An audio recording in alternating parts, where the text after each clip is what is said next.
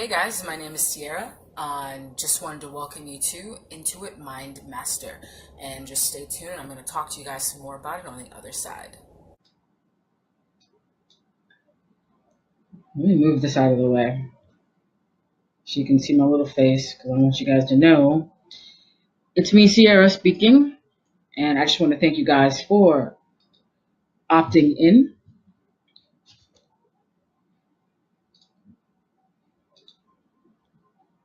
to the 11 benefits to meditation for transformational growth and self healing download, which is also linked below this video. So I just want to share ultimately the purpose of all of this is to share some valuable insights and intuitive downloads that I get, as well as information that I've learned and that I also use on my own self healing journey, specifically with meditation. But I will discuss other things. I'm actually trying to get this out of the way because it's so big and it's blocking the information. All right, so since it doesn't want to move, at the end of the day, what I'm offering these things because I care about helping other people heal, right? Because I believe helping people heal is part of my purpose, and the best way that I can do that without pushing it on other people is to have something that's optional for people to join in and get information because they're seeking this information. So I feel like I'll be perhaps confirming a lot of things and validating a lot of things for a lot of people, and I just want to be able to maximize the information that I'm providing, that's on the list that you downloaded, and just give you a little quick lesson on the first benefit that's listed, which is raising your vibration.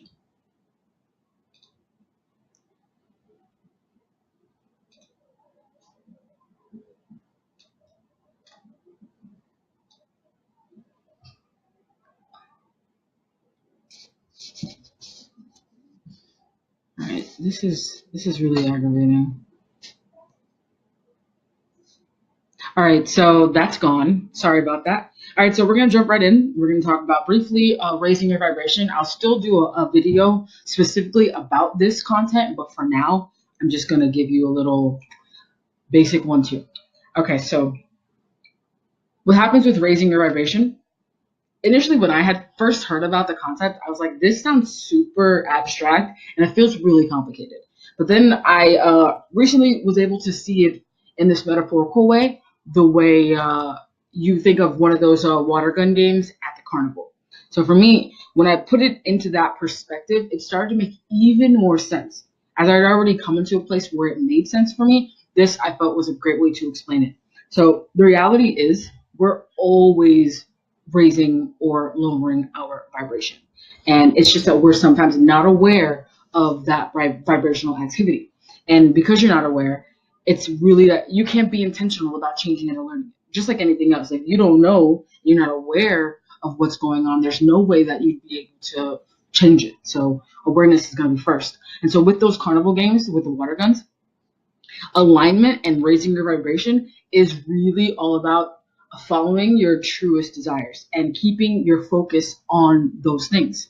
And that is exactly focusing on what you want. And when you're focusing on what you want, just like if you're playing the game, like you're focusing on getting the water in the hole, and ultimately you want to win. So the water goes into the hole because your only focus is getting the water in the hole. And so your horse or whatever little thing they're using in the game is moving along the path towards your goal or whatever you're trying to manifest, which is to win, or if you want a new house or a new car, like your focus is getting that thing, right? And so that doesn't mean that there won't be bumps, hiccups, complications, but you know that you're going to keep staying focused on the task at hand, the goal, and the journey that you're going to travel along to get to the goal, because that's really a part of the beauty of it all. And so when you're out of vibrational alignment, or you're not raising your vibration, but instead lowering your vibration, you're focused on the opposite of everything that you want. You're focusing on not having it. You're focused on the lack of it.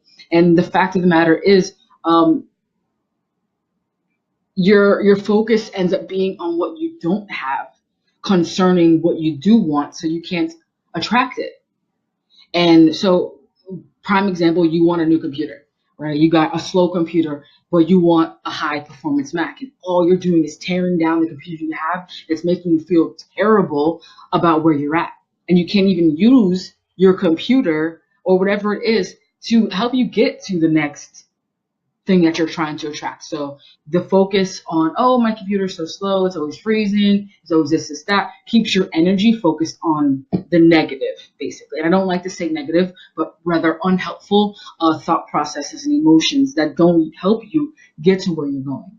And in turn, like if you're get your mind in the idea that you're playing this water gun game, your water does not go in the hole, in the target hole, and then your horse is at a standstill. You're stagnant, you're not moving. And the result is you're feeling depressed, you're feeling frustrated, you're feeling sad, angry, and your self-esteem feels low. And ultimately you feel like you're not worthy of getting the thing that you want. And not because you're not worthy, but because your focus is on lack, not having, unworthiness, this something's wrong with this. Why don't I get to have X, Y, Z? It's not that you don't get to have it.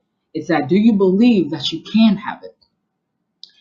So you end up looking like the pug right here. I've been in this space where I feel like I'm self-loathing, self-deprecating. I'm just like, oh my gosh, I hate my life. You know what I mean? And I have come from like a really long way, if I can say so, from being intensely negative and severely depressed to feeling like at the time, like I didn't deserve anything that was good. You know, so it was really an uphill battle for me to find. And it kind of happens sometimes, I feel like, in one fell swoop, when it all hits you and you're like, oh my gosh, so this is what I've been doing. I thought I couldn't. I thought I didn't. So I couldn't bring the happiness. I couldn't bring the joy. I couldn't be grateful because my focus was on what I didn't have and who I couldn't be and, you know, the lack. And so here we are. This would be me, X amount of time prior, feeling terrible about myself. And it's not that I don't sometimes struggle with sadness or depression or anxiety, but it's like now I'm so aware of the triggers and what's happening and how it's bringing me away from what I want that I can guide my emotions right back to it. So further, like to continue, your energy is completely either going to be attuned to you losing or lack, and the idea that you can't win, or your energy is going to be focused on winning, what you can do, and like what you do have. And so I found that your energy can't be in two places at one time. That's why people are always saying like, what if you keep giving, you know, the same type of energy towards something, you're gonna keep getting that same thing back to you. So it's like you got to shift to the other space where you're like, all right, I am limitlessness, right? I have limitlessness. I can do and be whatever I need. You know what I mean? And so you have to choose where's your energy gonna be focused on. Because even you know that when you get upset and you're mad, right? You can't think of anything other than being mad, even when you might even want to be happy. It's like, oh, say somebody comes and makes you laugh. You're like, no, I'm still focused on being mad. I'm not gonna laugh at your joke because I'm mad. Because your energy is solely focused on being mad. Until you decide, okay, I'm gonna shift. You know what? I'm gonna allow myself to be happy. And now you're laughing and you're feeling a little bit better. And it doesn't seem so bleak. So again, with the water gun game at the carnival, this is happening. When you start to like gotta shift your focus and you're focusing on what you don't have, for instance, and that whatever you can't do and all your limits, the horses that are around you are jetting by you, and you're super frustrated, and you even say, oh, this game is rigged, something's wrong with my water gun, that's not fair, and I can't get the water in the hole, they're cheating, right? But the reality is you're focusing on other people, you're comparing yourself. And comparing yourself is like the fastest way to get yourself off track to what you want. And so what's happening? You're not getting the water in the hole. And just as in other paradigms of your life, you're wondering like, why am I not winning? Why am I not getting this? Why am I not? And it's really about like, how often are you thinking about what you don't have? How often are you thinking about what you do have? How often are you thinking about what I can't do and my limits versus I can and like I have no limits, right? So it in turn is going to put your manifestation on pause. And it's not because your manifestation hasn't always been on its way, but that you've put yourself in an energetic space where it's paused and it can't move towards you because you're not allowing it to by creating that barrier around yourself that's full of the I can't and I don't and I won't. And so the realization here is that focus is everything about you and nothing about anybody else. So we can't be out here looking at everybody else, comparing ourselves, judging what they have, and saying, oh, I didn't get this and I didn't get that, and they're trying to keep me down, and it's not fair because ultimately you're the only one who's going to give you your access. And this is something that I learned from Abraham Hicks. Like, your access is coming from you. Like, nobody can open that door for you. Nobody can prepare you for what you're going to have and what you want to attract into your life but you. And comparison is going to be the fastest way to staying in the same exact place. And I learned that from experience. I used to compare myself to people all the time, and all it would do was make me more depressed, make me feel less worthy, and just lower my self-esteem. And in kind, I wasn't able to focus on what made me, what made me strong, what made me who I am, and the person that people would be attracted to for what I was giving out. You know what I mean? So I couldn't. I was in the dark all the time, and I couldn't allow myself to even be present around people and be myself because I thought that, oh, well, no one would want to be around me, or, like, who wants to deal with someone who's not able to see their strength and build themselves up and be empowered in that way, because self-empowerment is going to be everything on this journey. And so that comes down to loving yourself and being intentional about the love you give to yourself.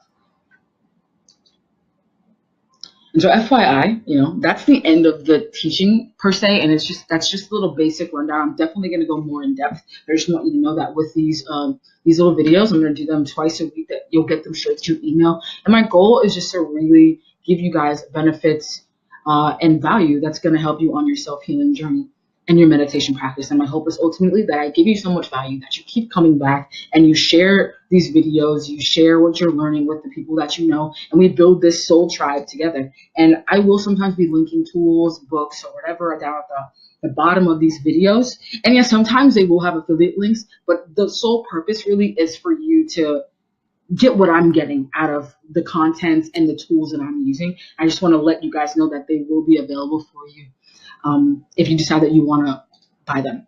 And just to recap on 4 things that I want you guys to remember about raising your vibration.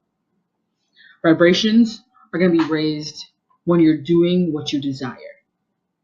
You're going to get the water in the hole, and your horse or whatever is going to move at a steady pace, and it's not going to be stuck, but you will sometimes run into hiccups and problems. But that's when once in your practice, you're going to learn to bring yourself back through awareness, through a conscious awareness, to create what you want. And 2, the second key to remember, your vibration, it's going to lower and it's going to stagnate the things that you want when your focus is shifting too often on the things that you don't want, or that you don't have, or the lack of it, because it's not tangible. And you want to kind of keep yourself back on track. And I'm going to show you how to do all these things. I'm going to show you the way that I do this as well. And the third key, your energy can't be in 2 places at once. Just remember, like, you have to choose your focus moment by moment. And it's not always easy in the immediate sense, but the more you practice it, the easier it's going to become, because again, you'll be so self-aware of your triggers, your physiological response to what's happening to you, that you almost have no choice once you're in practice, that you have to kind of come back, even when you might get off track sometimes. Because I do too. There are times when I have a moment and I might have a breakdown and I'm just like, oh my gosh, I'm losing it. But then I'm like, okay, I take my time to reassess. And I'm going to talk to you about my little tool that I use now to reassess and get myself back on track faster, so that I can keep in mind the things that I want. So ultimately, know this: focusing on your desire will keep your vibration raised, and focusing on your undesires, we'll say, just taking poetic license, is going to lower your vibration. And 4th key, don't compare yourself to anybody else's horse, because you're really in your own lane at the end of the day. Your competition is against yourself, if you want to call it competition. But self-actualization has nothing to do with anyone else but you, which is why it's called self-actualization. So you becoming your best self is always on you. And the moment that you stop blaming other people, it empowers you to, like, I don't even know, the 100th power to be and do all that you came on earth to do. So blame gets you nowhere fast. At the end of the day, your access in all areas of your life is going to come from you. And so just to close out this little lesson, I'm a poet. I didn't know if I mentioned it before, but I do spoken word poetry. And one of the ways that I bring a lot of messages home to myself and I process them and make them clear is through writing. So I just want to share this quick piece that I actually wrote specifically for the end of this teaching and thank you video. It's called The Shedding. Your life is a direct reflection of your level of self-worth. And sometimes self-worth has been forced through a shredder so mercilessly it's difficult to piece back together and becomes too small to see that we've never recognized how little we think we're worthy of, deserving of, choosing bad in place of the good we've convinced ourselves could never be attracted to us. But you deserve every good. And under that heavy skin of low self-esteem, you're a magnet for the abundance you still keep seeking. So shed. And that's all. I want you to click the link below to sign up if you haven't already for these trainings to hit your email. Also follow, like, and subscribe. And please share this video and leave me comments. Let me know topics of discussion, anything that maybe stood out to you, anything you want me to cover in later videos. Thank you so much, and peace and balance.